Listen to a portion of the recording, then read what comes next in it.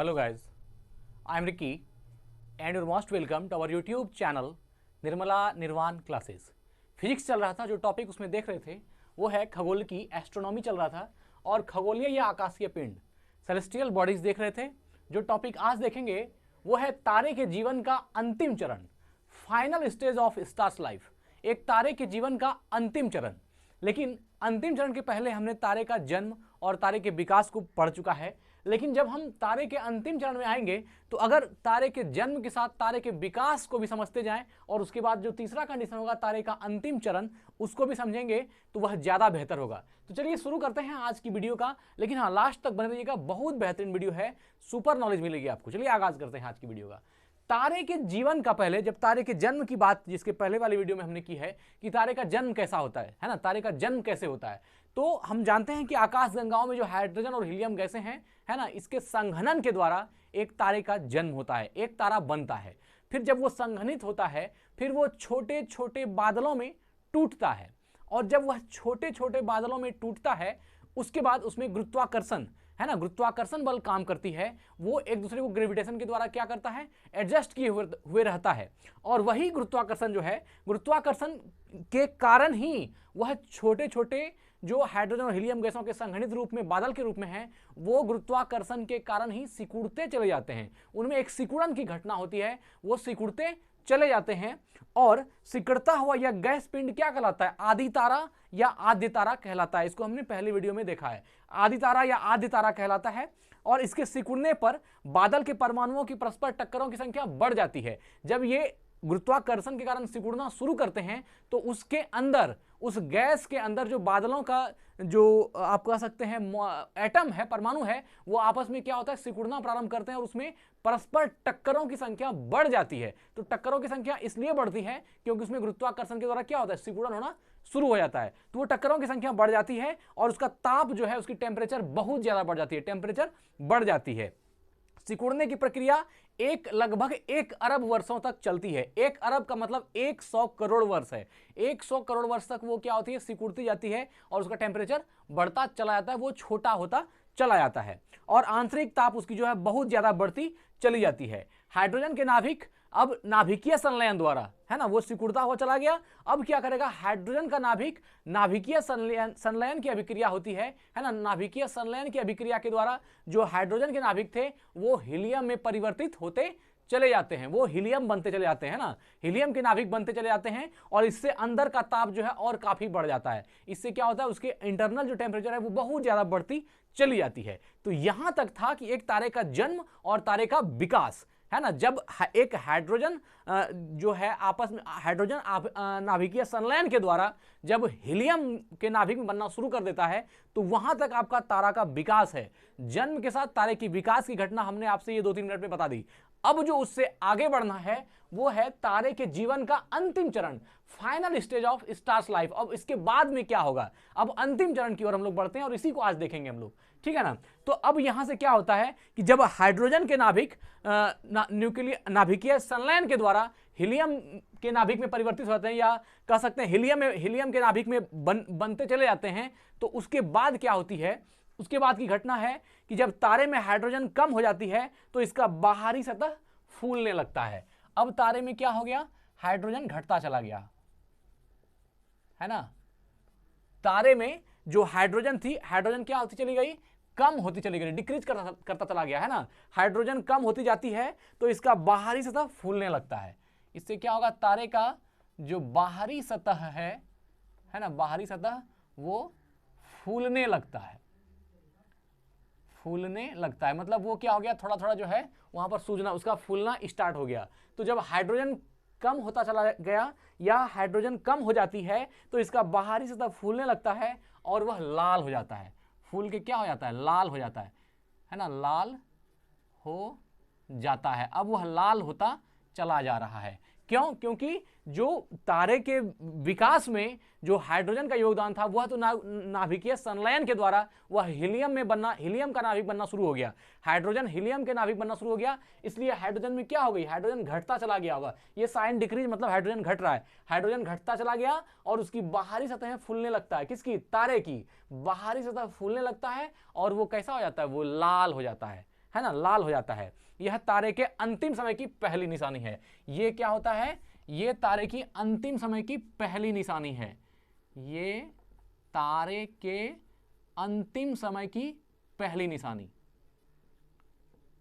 अंतिम समय की पहली निशानी, ये याद रखिएगा, है ना। जब तारे लाल होते, हाइड्रोजन नाभिक, जब नाभिकीय संलयन द्वारा हीलियम में बनना शुरू कर देते हैं तो हाइड्रोजन कमता जाता है और तारे के बाहरी सतह फूलने लगता है और वह लाल होता जाता है। और यह घटना जो है ये तारे के अंतिम समय की पहली निशानी है।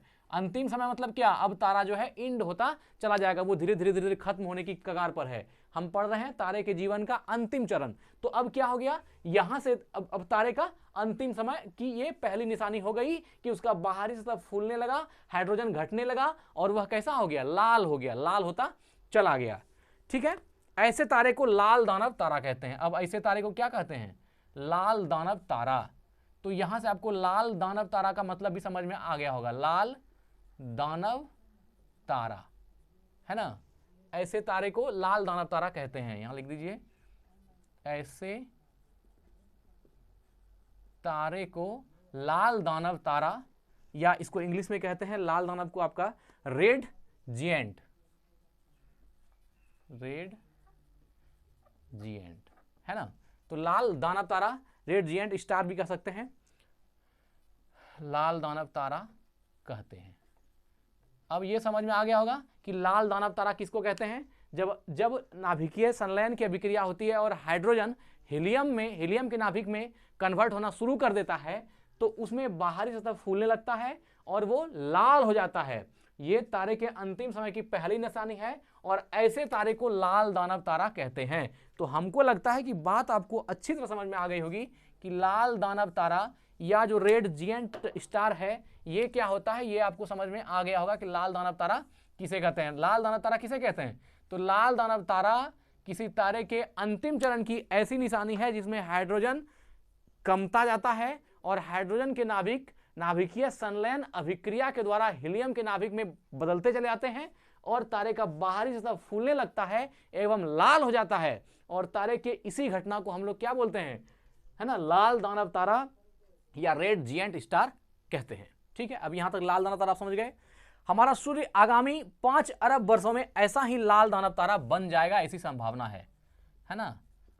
हमारा सूर्य कितने दिनों में, हमारा सूर्य 5 अरब, है ना, 5 अरब वर्षों में, हमारा सूर्य 5 अरब वर्षों में ऐसा ही, कैसा, जो लाल दानव है ना, हमारा सूर्य 5 अरब वर्षों में ऐसा ही लाल दानव बन जाएगा, लाल दानव बन जाएगा, ऐसी संभावना है, ऐसी संभावना है। कोई घबराने की बात नहीं है, ऐसी संभावना है। 5 अरब वर्ष में होगा। 5 अरब वर्ष में हम लोगों का, आप लोगों का कहीं कुछ पता भी नहीं रहेगा कि कहाँ रहेंगे, है ना। लेकिन हम एक ऊर्जा का रूप हैं, है ना, फॉर्म ऑफ एनर्जी हैं हम लोग, इसलिए कहीं ना कहीं तो जरूर रहेंगे।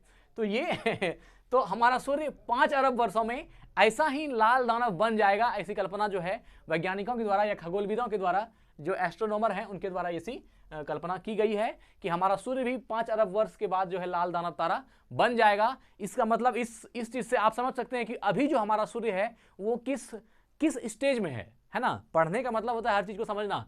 हम लोगों ने जब तारे के जन्म और विकास को समझा है कैसे होता है, तो हम इस सूर्य को देख करके या जान करके हम ये पता लगा सकते हैं कि अभी सूर्य की स्थिति कैसी है। जब 5 अरब वर्षों के बाद सूर्य एक लाल दानव तारा बन जाएगा, ऐसी संभावना है।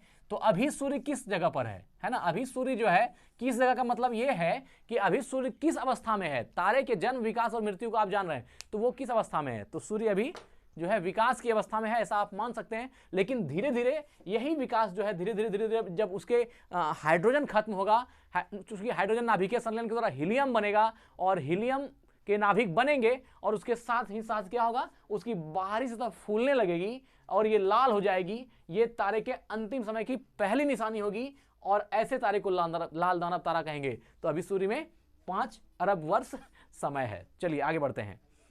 लाल दानव चरण के बाद तारे में दो स्थितियों में से एक स्थिति आती है। अब जब लाल दानव बनेगा, ये याद रखिएगा कि लाल दानव में दो, यहां से दो कंडीशन बनेगा। बहुत अच्छा चीज है, समझिएगा इसको। लाल दानव तारा बनने के बाद दो कंडीशन है ना। एक जो है आपका, है ना, फर्स्ट कंडीशन और एक सेकेंड कंडीशन। देखिएगा, इसको भी समझेंगे बेहतरीन ढंग से हम लोग। इसमें जो है या तो वह श्वेत वामन तारे में बदलेगा। एक आप अब यहां पर आता है श्वेत वामन तारा, समझेंगे श्वेत वामन तारा क्या है बेहतरीन ढंग से।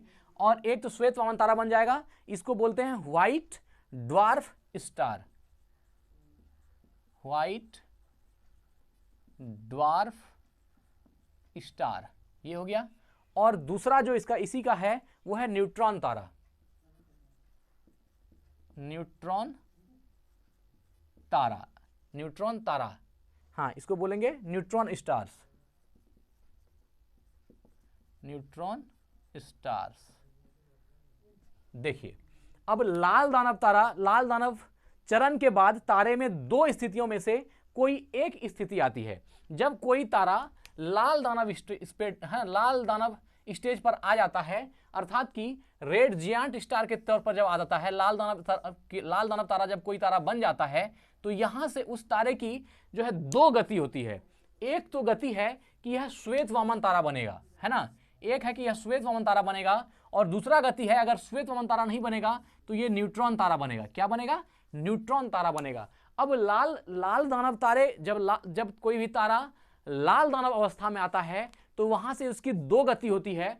एक तो है कि वो श्वेत वामन तारा बनेगा, व्हाइट ड्वार्फ स्टार बनेगा, और दूसरा है कि वो न्यूट्रॉन तारा बनेगा, है ना, न्यूट्रॉन स्टार्स बनेगा। तो यही दोनों में से कोई जो है वो एक चीज में आएगा। कौन? लाल दानव तारे। ये इसकी दो ऐसी स्थितियां हैं, ये किन्हीं एक स्थिति को चयन करेगा। कौन? लाल दानव तारा या रेड जियांट स्टार जिसको आप बोलते हैं। यदि तारे का प्रारंभिक द्रव्यमान सूर्य के द्रव्यमान के बराबर हो जाए, है ना, यदि तारे का प्रारंभिक द्रव्यमान, यदि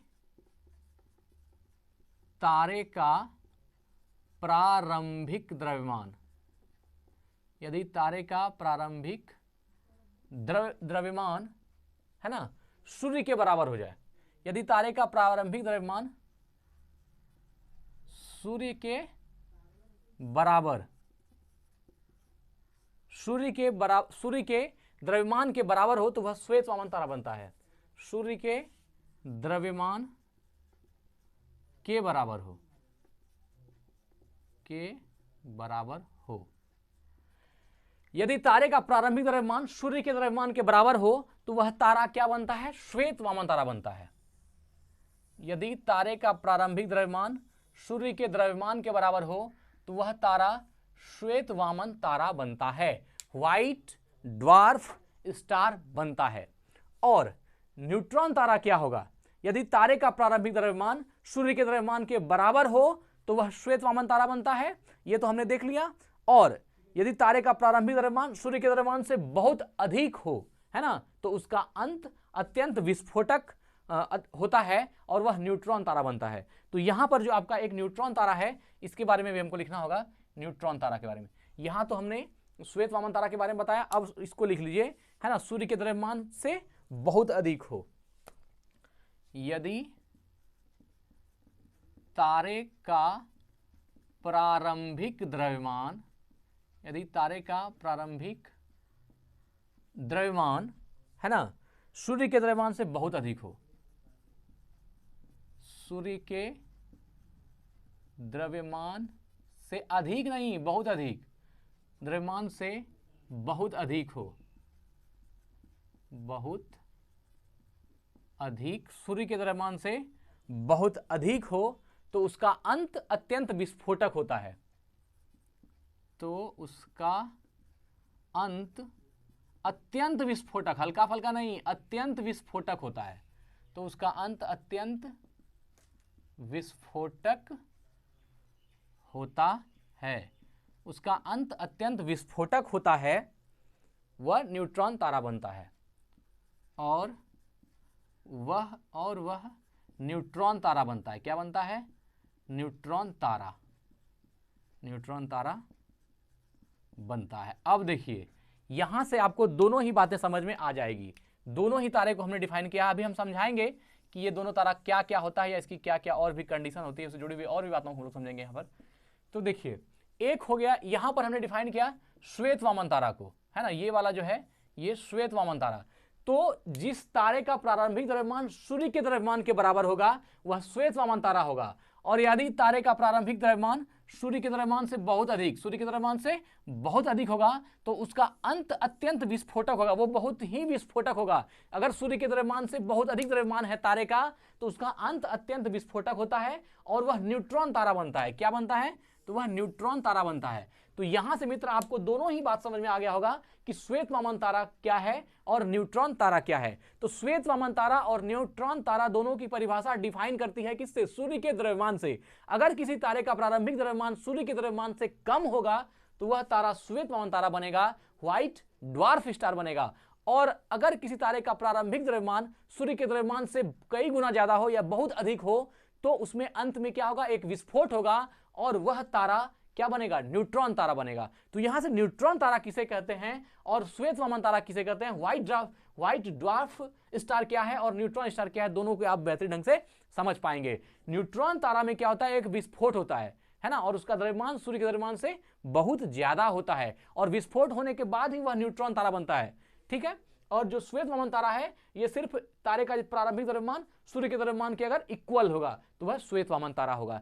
अब देखिए, ये जो श्वेत वामन तारा होता है इसके बारे में जान लीजिए। यह एक ऐसा तारा है जिसने अपना सारा ईंधन जला दिया है। श्वेत वामन तारा एक ऐसा तारा है जिसने अपना सारा ईंधन जला दिया है और अपनी बाहरी परतों को बहा दिया, सारा ईंधन भी जल गया। हम श्वेत वामन तारा की बात करते हैं, व्हाइट ड्वार्फ स्टार की बात करते हैं। इस तारे में क्या होती है? ये तारा अपना सारा ईंधन जला दिया है और अपना जो बाहरी उसका जो आप कह सकते हैं उसकी बाहरी परतें हैं वह भी बहा दिया है, जो अब लाखों वर्षों में सिकुड़ने और ठंडा होने की प्रक्रिया से गुजर रहा है। कौन? श्वेत वामन तारा। इसके तीन लक्षण, श्वेत वामन तारा का तीन रीजन याद रखिएगा। इस श्वेत वामन तारा में पहले क्या होगा कि इसने अपना पूरा ईंधन जला दिया है, और दूसरा अपनी सारी बाहरी परतों को बहा दिया है, बाहरी परतों को खत्म कर दिया, और तीसरा अब ये क्या है? लाखों वर्षों में सिकुड़ने और ठंडा होने की प्रक्रिया में शामिल हो चुका है। अब ये कुछ नहीं होगा, लाखों वर्षों के बाद, है ना, ये क्या होगा? सिकुड़ता जाएगा और ठंडा हो जाएगा, है ना।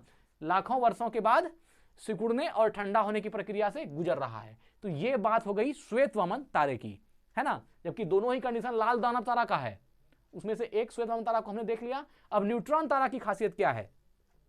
जब इसमें विस्फोट होता है न्यूट्रॉन तारे में, हमने कहा कि जब सूर्य के द्रव्यमान से इसका द्रव्यमान, यदि तारे का प्रारंभिक द्रव्यमान सूर्य के द्रव्यमान से बहुत अधिक हो, है ना, तो उसका अंत अत्यंत विस्फोटक होता है। यही विस्फोट जो है इसको सुपरनोवा विस्फोट बोलते हैं। क्या बोलते हैं? सुपरनोवा की घटना या सुपरनोवा विस्फोट बोलते हैं। तो सुपरनोवा घटना के बाद उसके गुरुत्वीय पतन हो जाता है और अवशेष होता, इसका सिर्फ अवशेष बचता है। किसका? न्यूट्रॉन तारे का। जब इसमें अत्यंत विस्फोट होगा सुपरनोवा घटना के बाद, इसकी जो गुरुत्वीय पतन से बना हुआ यह एक अवशेष बच जाएगा। कौन? न्यूट्रॉन तारा। क्या होगा? जो सुपरनोवा घटना अत्यंत विस्फोटक है या उसको सुपरनोवा घटना कहते हैं इस विस्फोट को, तो सुपरनोवा घटना के बाद उसके गुरुत्वीय पतन से बना हुआ अवशेष भर रह जाएगा। कौन? न्यूट्रॉन तारा। यह तारे केवल न्यूट्रॉन के बने होते हैं। इस तारा में क्या रहा? सिर्फ न्यूट्रॉन रहा, इसलिए इसको न्यूट्रॉन तारा कहा गया। इनका आकार छोटा पर द्रव्यमान बहुत ज्यादा होता है। न्यूट्रॉन तारे का आकार तो बहुत छोटा होगा, देखने में बहुत छोटा होगा, लेकिन उसका जो मास होता है, उसकी जो द्रव्यमान होती है वो बहुत ज्यादा होती है। और इतना ज्यादा कहा गया है कि एक चम्मच न्यूट्रॉन स्टार का भार करीब करीब पृथ्वी के माउंट एवरेस्ट के इतना होता है। अब आपको समझ में आया होगा कि न्यूट्रॉन स्टार की औकात क्या होती है। ये इतना भारी भरकम, क्योंकि ये सूर्य से भी बड़ा तारा है, ये भी बात समझिए, सूर्य से भी ज्यादा बड़ा तारा है। और मतलब कि इसका आयतन तो कम होता है, मतलब कि जो इसका शेप है वह तो छोटा होता है, इसका आकार छोटा होता है, लेकिन द्रव्यमान बहुत ज्यादा होता है। लेकिन इतना ज्यादा द्रव्यमान होता है, ये आपने कभी नहीं सोचा होगा कि ये एक चम्मच अगर न्यूट्रॉन तारा को रखा जाए तो एक चम्मच न्यूट्रॉन तारा का जो द्रव्यमान होगा वह पृथ्वी पर जो माउंट एवरेस्ट है उसके द्रव्यमान के इक्वल हो जाती है। अब इससे आप अंदाज लगा सकते हैं कि न्यूट्रॉन तारा कितना बड़ा तारा होता है ना। और यह भी है कि इसकी जो प्रारंभिक द्रव्यमान होता है ये सूर्य के द्रव्यमान से बहुत अधिक होता है। जब प्रारंभिक द्रव्यमान सूर्य के द्रव्यमान से बहुत अधिक है, तो जब ये लास्ट होता है, एंड पर आता है ना, सुपरनोवा घटना के बावजूद, घटना के बाद भी, है ना, इसकी वो कंडीशन होती है कि अगर 1 चम्मच न्यूट्रॉन स्टार है तो पृथ्वी के माउंट एवरेस्ट के वजन के बराबर या उसके द्रव्यमान के बराबर उसका द्रव्यमान हो जाता है। 1 चम्मच का द्रव्यमान इतना ज्यादा है तो एक पूरे न्यूट्रॉन स्टार का कितना वजन हो सकता है, आप ये अंदाज लगा सकते हैं। ठीक है, सूर्य के द्रव्यमान से बहुत अधिक हो तो उसका अंत अत्यंत विस्फोटक होता है। स्पष्ट है कि लाल दानव तारा का भविष्य उसके द्रव्यमान पर निर्भर करता है। स्पष्ट है कि लाल दानव तारा, है ना, स्पष्ट है कि लाल दानव तारा का भविष्य, लाल दानव तारा या इसको रेड जियांट बोल रहे हैं, लाल दानव तारा का भविष्य, लाल दानव तारा का भविष्य उसके द्रव्यमान पर निर्भर करता है, उसके द्रव्यमान पर निर्भर करता है। लाल दानव तारा का भविष्य जो है उसके द्रव्यमान पर निर्भर करता है। ऐसी बात क्यों कही जा रही है? क्योंकि वो द्रव्यमान से ही परिभाषित हो रहा है कि वो अब श्वेत वामन बनेगा या न्यूट्रॉन तारा बनेगा। अगर सूर्य के द्रव्यमान के बराबर होगा उसका प्रारंभिक द्रव्यमान तो वह लाल दानव श्वेत वामन तारा बन जाएगा, और अगर लाल दानव तारे का द्रव्यमान सूर्य के द्रव्यमान से अधिक होगा तो वह न्यूट्रॉन तारा बन जाएगा। तो इसमें बात तो स्पष्ट है कि लाल दानव तारा जो है उसका जो भविष्य है, उसका फ्यूचर जो है उसके द्रव्यमान पर निर्भर करता है कि उसकी मास कितनी है। मास ज्यादा होगा तो न्यूट्रॉन तारा बन जाएगा, मास अगर सूर्य के द्रव्यमान से कम होगा या सूर्य के बराबर होगा तो श्वेत वामन तारा बन जाएगा, और प्रारंभिक द्रव्यमान अगर सूर्य के द्रव्यमान से बहुत अधिक है तो वह न्यूट्रॉन तारा बन जाएगा। और ये दोनों ही कंडीशन जो है मित्र, ये तारे के अंतिम चरण की है ना, final stage of stars life, ये तारे के अंतिम चरण की ही बात हो रही थी। यहां पर जाकर के क्या होगा, दोनों ही तारा ठंडा हो जाता है और फिर वो उसकी घटना जो है एंड हो जाती है। चलिए, तो आज जो है हम लोगों ने समझा कि तारे का जीवन का अंतिम चरण जो है कैसे कैसे होता है। इसमें हाइड्रोजन कम होती है और बाहरी सतह फूलने लगता है, लाल हो जाता है। ये तारे के अंतिम समय की पहली निशानी होती है, जब हाइड्रोजन कम होना शुरू हो गया और बाहरी सतह क्या हो गया, बाहरी सतह फूलने लगा। ये तारे के अंतिम चरण की पहली निशानी है, और ऐसे तारे को लाल दानव तारा या रेड जियांट स्टार कहते हैं। हमारा सूर्य 5 अरब वर्षों में ऐसा ही लाल दानव तारा बन जाएगा और इसकी बनने की संभावना है। अब लाल दानव तारे की 2 गति हमने बताई कि लाल दानव तारा का प्रारंभिक द्रव्यमान अगर सूर्य के द्रव्यमान के बराबर है तो वह श्वेत वामन तारा है, और अगर यदि इसका द्रव्यमान, प्रारंभिक द्रव्यमान सूर्य के द्रव्यमान से बहुत अधिक है तो वह न्यूट्रॉन तारा बन जाएगा। और यहाँ पर तारे की क्या हो जाएगी, जो है एंड हो जाएगी। और कहीं ना कहीं लाल दानव तारा का भविष्य जो है उसके द्रव्यमान पर निर्भर करता है। तो आज हमने से सीखा कि तारे के जीवन का अंतिम चरण क्या क्या होता है। यहीं आज वीडियो को एंड करते हैं। स्वस्थ रहें, अपना ख्याल रखें। जय हिंद, जय भारत।